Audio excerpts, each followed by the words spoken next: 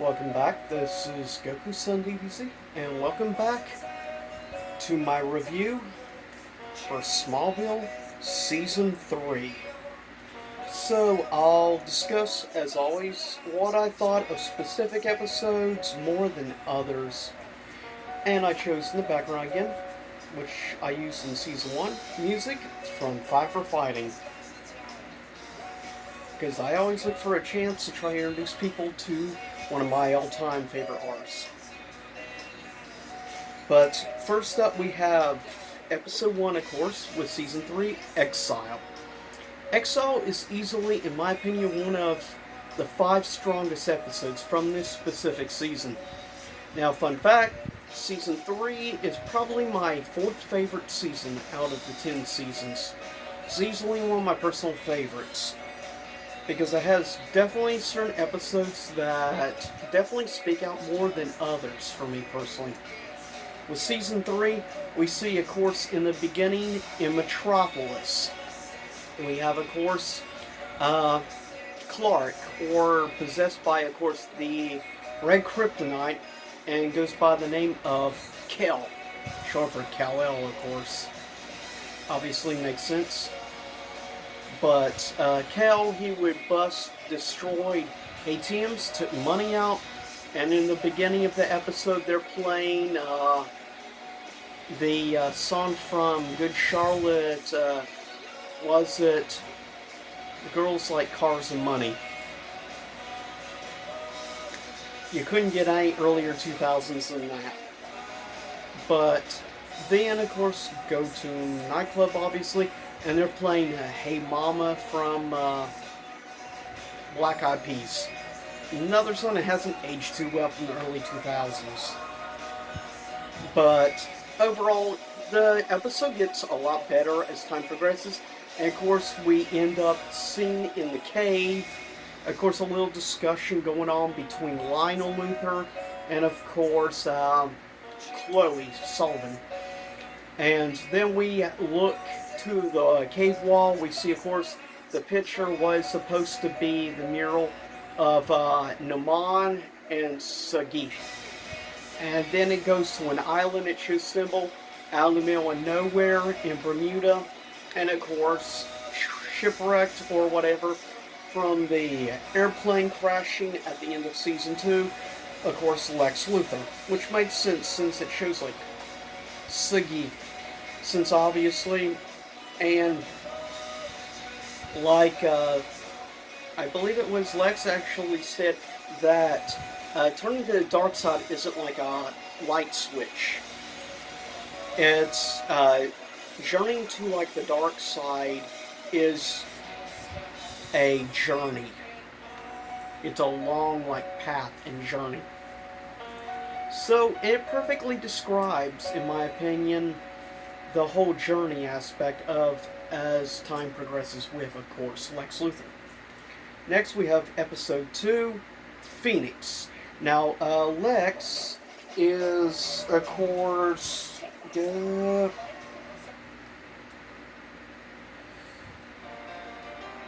Lex ends up getting found from shipwreck, and he basically hallucinated this other person, or thought was a person, stuck on the island with him. Come to find out, and he blames it on I forget now what it's called.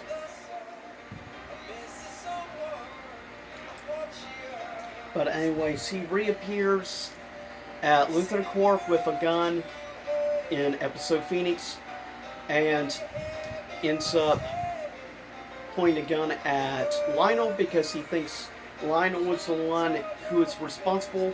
But of course, he also finds out his dear widow actually is fine and well, living it up in the Luthor mansion in Smallville. Stunned. Luckily, he ends up realizing it was his wife that ended up the one responsible, not his dad, because let's be honest, Lionel only does some if it's something of some sort of personal gain for Lionel. And in that situation, Lionel had nothing to gain from trying to kill Lex in that way or anything. There was nothing of personal gain for him. So why would Lionel do it? And, of course, also we have the introduction, technically in episode 1, into episode 2, introduced to this gangster mob, a childhood friend of Lionel, which ends up becoming a key element in the beginning and ends up helping influence the overall story arc of Season 3. Of course, that being the mobster known as Morgan Edge, which is a key element to Season 3. But Morgan Edge basically wants to steal this item from Lionel's personal safe and hires Kel for the job. And ends up, of course, everything leads to basically he stopped when he's getting ready after he takes the item out of Lionel's thing by Jonathan Kent, which ends up making a pact with Jor-El in order to get Clark back. And in return, he vows that whenever Jor-El ends up coming again for Clark, that he will not stand in the way next time. So, one thing leads to another, we have a big battle, and other stuff happens, but it's interesting, but in the end of the day, Lionel ends up with the blood of Clark, and that is a key element farther on in Season 3.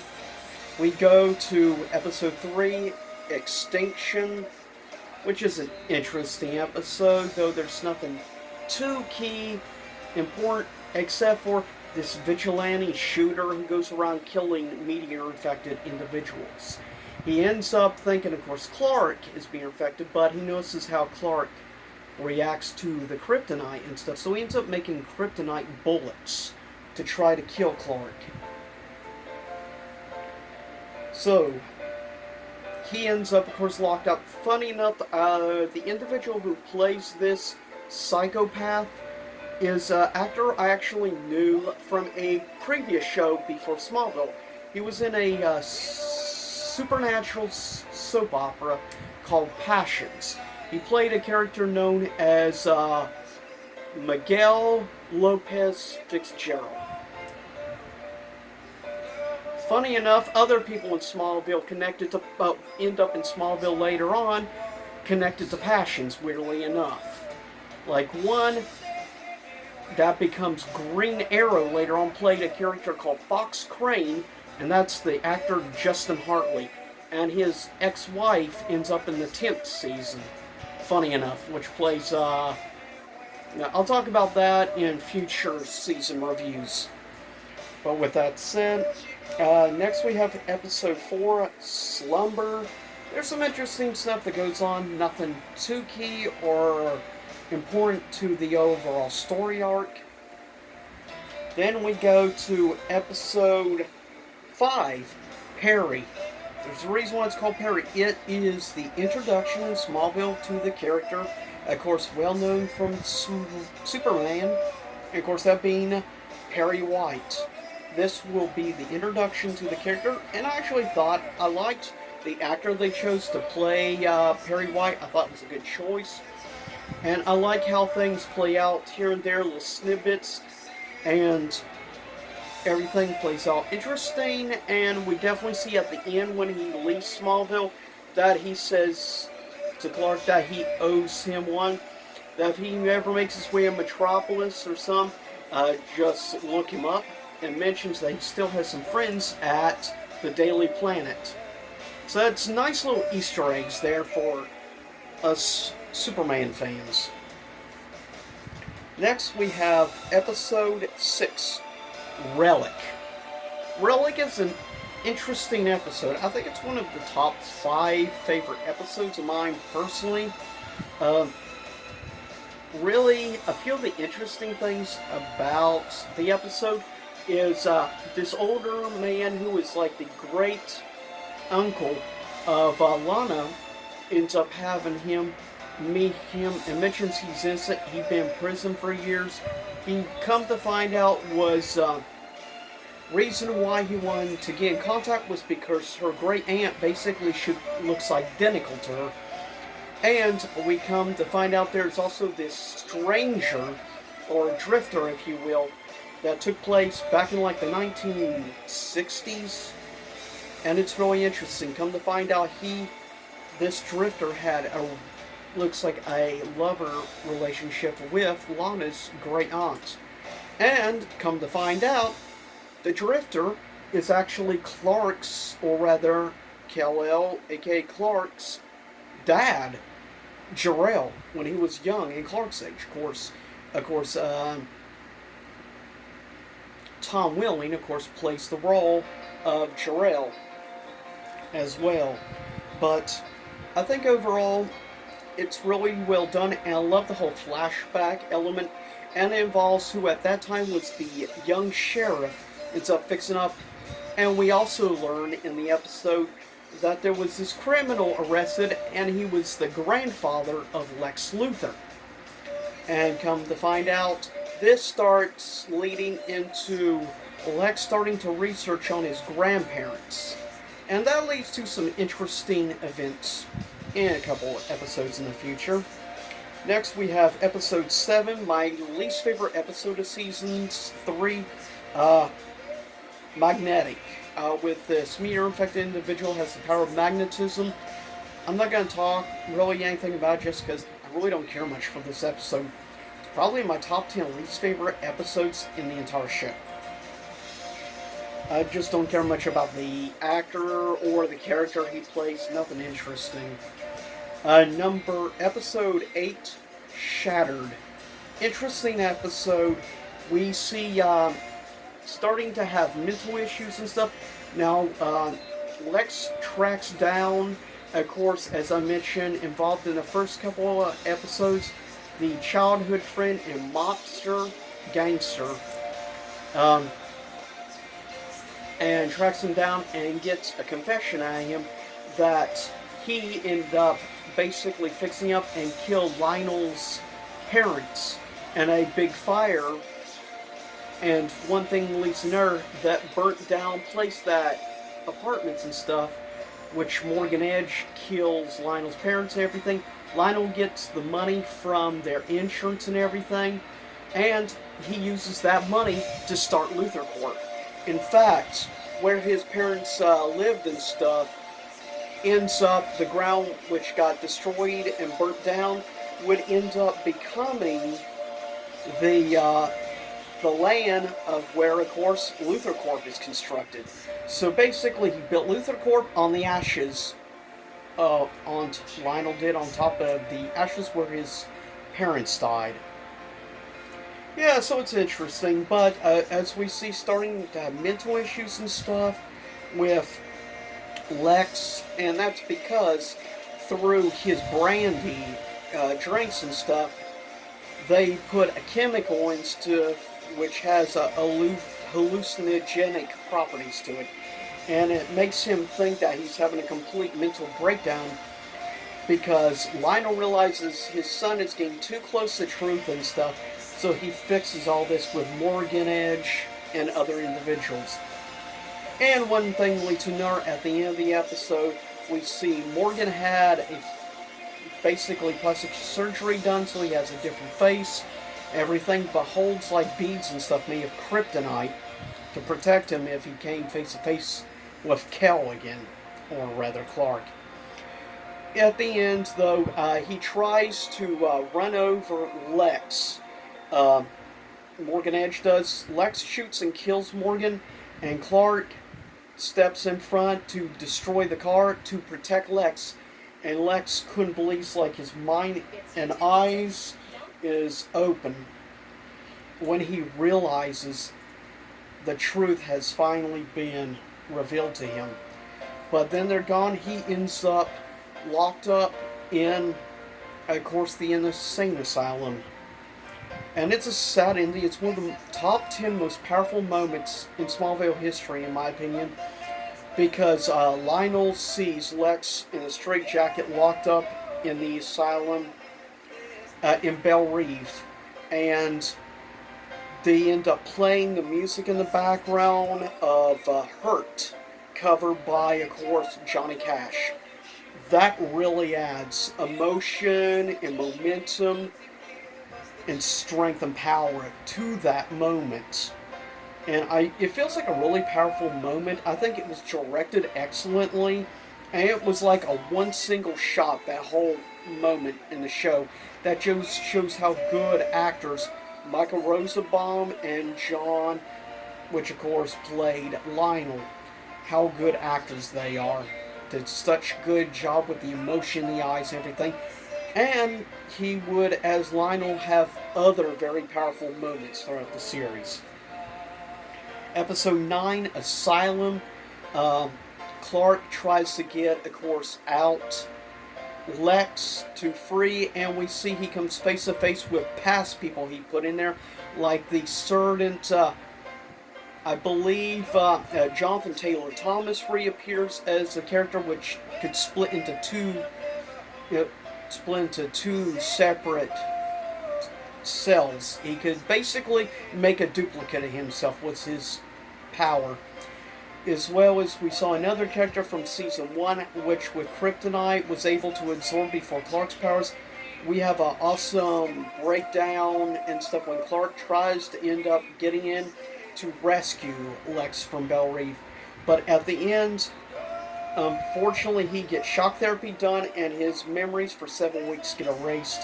I'm going to try to speed this up because it's already now past 16 minutes. So I apologize. Episode 10, Whisper. It's a 50-50 episode. Episode 11, Delete, which is an interesting episode. This individual connected with the Belle Reve institution.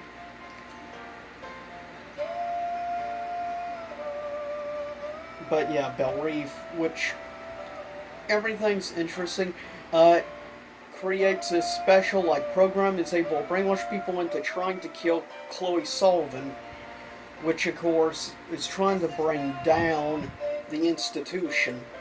But other things at the end, Lex uses information he has on them at the institution in order to try to regain his memories. Episode 12, Hereafter. We introduce to this meteor-infected individual that when he touches someone, he can see the moments before a person dies. And at the beginning of the episode, they play Thrive for Fine and his song 100 Years. Excellent choice. That's a really interesting episode. Then we have Velocity, where, trying to think,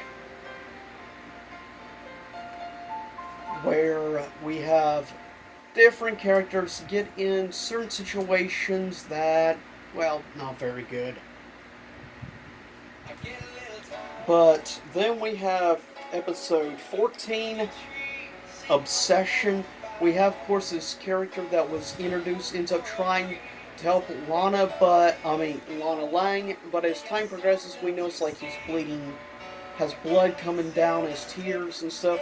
We learn that this individual ends up actually dead, and he's resurrected by a super drug basically created from blood plates and stuff from the blood of Clark, created to resurrect people with a certain liver disease, because we find out at the end of the season, spoiler alert, that Lionel is dying from that liver disease. Episode 15, Resurrection. We have an individual that's in the hospital while Clark is there with his dad, which of course has been having heart problems with Jonathan Kent, and this individual, his older brother, dies and ends up at a secret institution and is resurrected. Of course, has the same liver disease and is resurrected by the same doctor who brought back this other individual as simple experiments. But the boy ends up wanting his dead brother, resurrected brother, to stay alive. He ends up creating a bomb strapped to himself made of kryptonite. So, of course, things turn interesting. Then we have episode 16, Crisis, which is another interesting episode. Then we have episode 17, Legacy. Then episode 18, Truth. Episode 19, Memoria, which is about memories and stuff. Lex is starting to get memories from his childhood back and stuff, and realizes all the time he thought he killed his baby brother, Julian, but come to find out his mother did. And that's because she did not want Julian raised and stuff, and having her two sons be forced to fight each other for the affection of Lionel. But at the end, he reveals this to Lionel, and we see a really powerful moment, another powerful moment with Lionel in this season, where he tries to embrace his son. He realizes, had he have known this years ago, that maybe he would have actually loved Lex. It's a really powerful moment. I think one of the 3 most emotional moments in all of Smallville, in my personal opinion. Definitely one of the most powerful moments. And it's great. There's not a single cut. You can tell all this was filmed in one cut, no editing of any kind. That is example of great acting. Episode 20, Talisman.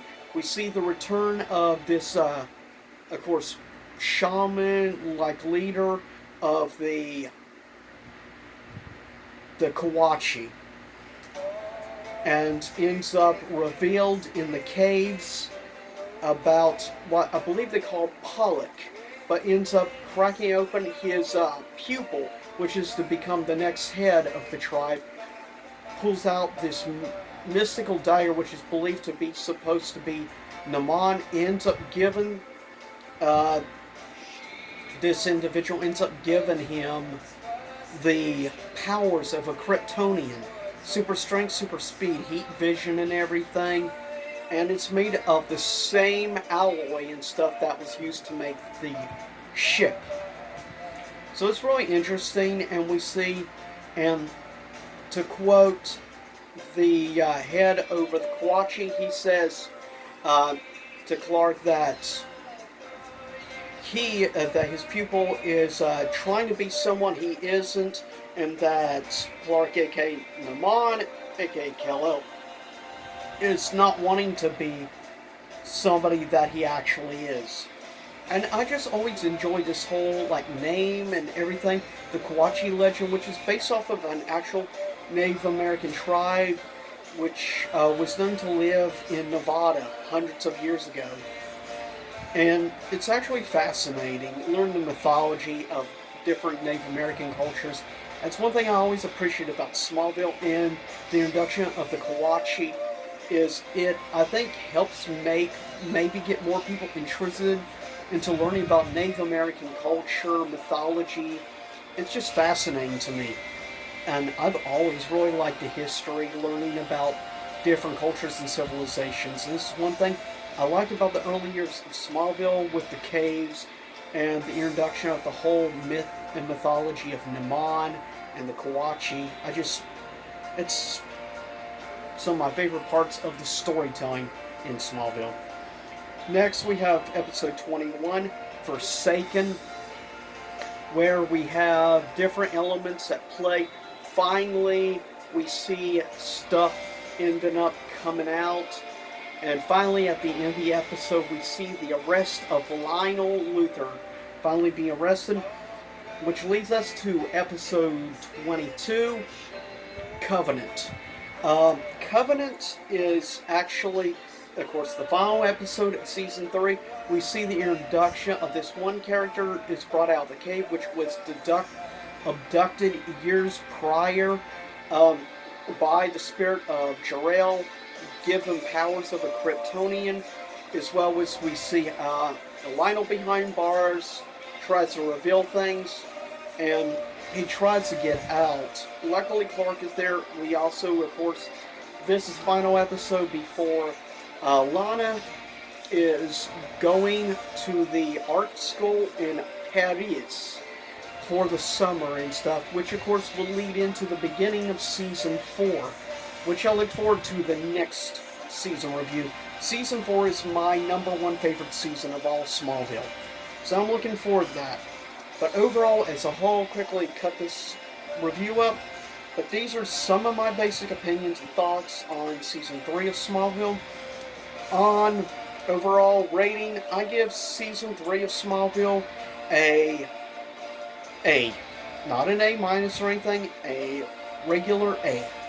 It is superb. It's a great, solid season. There's only about 3 episodes of the season I don't care much for. Overall, I think that the storytelling really gets a lot better, and the character of like Lionel Luthor is getting better. Plus, the more division, starting to see a little bit more of the darkness in Lex. I really appreciate, like when he realizes and thinks Sagith maybe is the actual hero and stuff, and that's fascinating to me. He's like, maybe all along, Sagith is actually the hero and not Naman. And I really enjoyed that. It definitely shows more into the dark side of Lex finally getting out. We'll see even more in season 4. But with that said, this is my review for season 3 of Smallville.